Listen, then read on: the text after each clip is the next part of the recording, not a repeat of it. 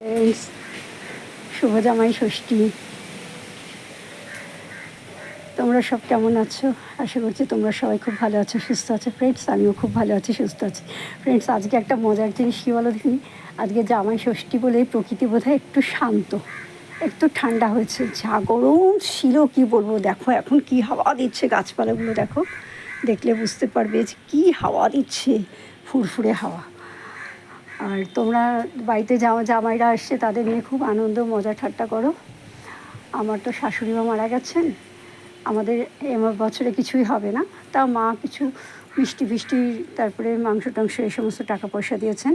কিন্তু যেহেতু আমার বরের কিছু খাওয়ার বারণ আছে, মানে ওর খুব ওয়েট বেড়ে গেছে বলে ডাক্তার পুরো ওকে রেস্ট্রিকশানে থাকতে বলেছে। সব ফল টল সব কিছু খাওয়া বারণ, মিষ্টি খাওয়া বারণ।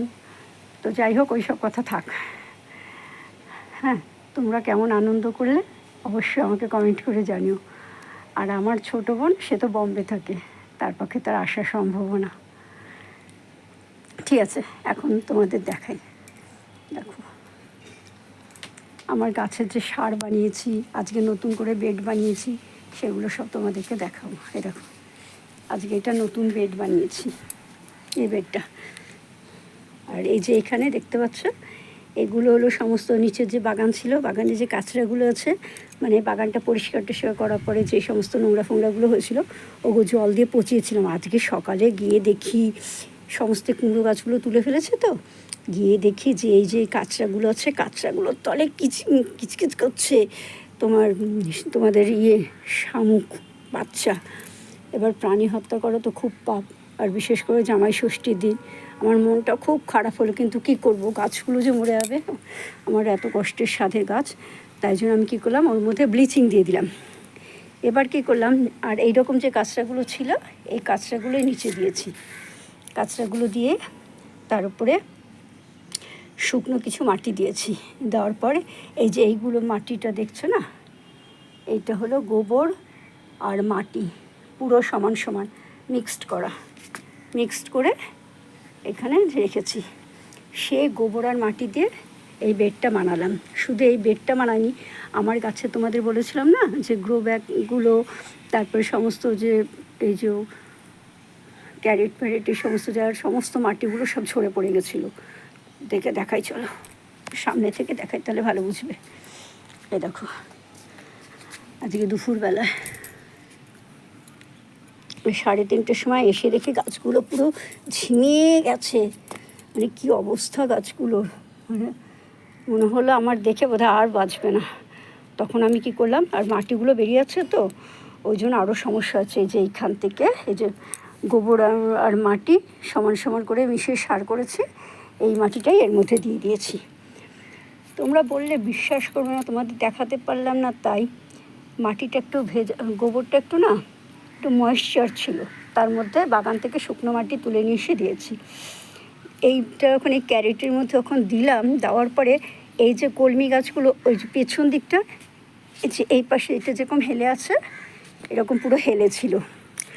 মাটিটা দেওয়ার কয়েক সেকেন্ডের মধ্যে এই গাছগুলো পুরো সোজা হয়ে গেল না তো। আর আমার এইটা মনে হয় ঝিঙে গাছ হচ্ছে। দেখো ঝিঙে গাছে না একটা ফুলের মতন এসেছে, দেখো ডগাটা দেখো, এই দেখো একটা মনে হয় ফুলের মতন এসেছে। আমি আজকে কী করলাম, এই দুটো বাতা লাগিয়ে দিলাম। যাই হোক, কোনো না কোনো গাছ তো একটা হবেই। এইখানে কী করলাম, এই দুটো বাতা লাগিয়ে দিলাম। আর লাগিয়ে দিয়ে তখন আমার কাছে কোনো রশ্মি টশ্মি কিছু ছিল না। এই যে প্লাস্টিকটা আছে না, এইখান থেকে একটু সুতো বের করে নিয়ে আপাতত বেঁধে দিয়েছি।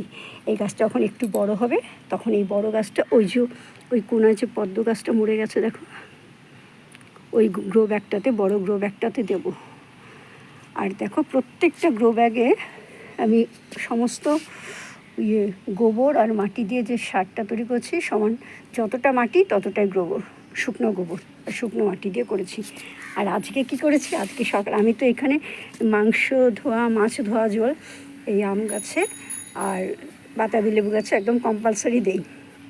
আজকে তো দিয়েছি, আজকে দিতে গিয়ে দেখি জলটার মধ্যে মাংসের মেটেটা ছিল। আমার শ্বশুরবাড়ি থেকে মেটে নিয়ে আসে না, খায় না। আমার বরকে বলা হয়েছে বলে শুধু আমার বর আমার জন্য নিয়ে এসেছিল। সেই মেটেটা দেখে গাছের গোড়ায় পড়ে গেছে। তারপর কী করেছি, ওই মাটি খুঁড়ে না এই গাছের গোড়াতে এইখানটাতে আর এইখানটাতে মাংসের মিটিটা দিয়ে দিয়েছি, দিয়ে জল দিয়ে দিয়েছি। এখনও সব গাছে জল দেওয়া হয়নি, অল্প অল্প গাছে জল দিয়েছি।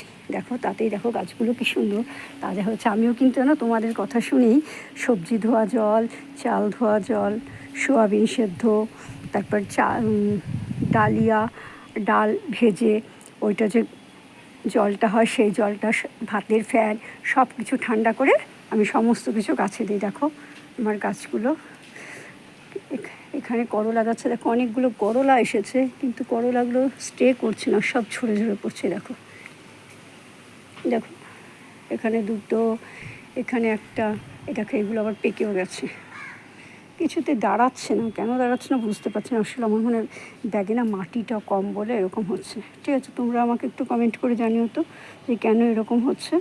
তোমরা আমাকে যেরকম সাজেশান দেবে সেই মতন আমি কাজ করব। ঠিক আছে ফ্রেন্ডস, আমার এই ভিডিওটা তোমাদের কেমন লাগলো অবশ্যই কমেন্ট করে জানিও।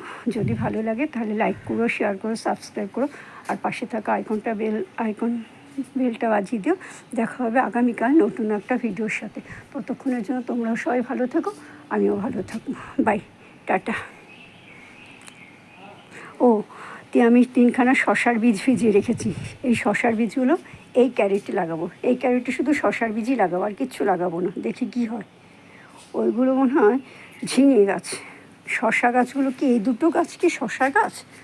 আমি শশা গাছ দেখিনি তো, গাছে বলতে পারবো না। আমার মনে এই গাছগুলো না শশা গাছ, জানো তো।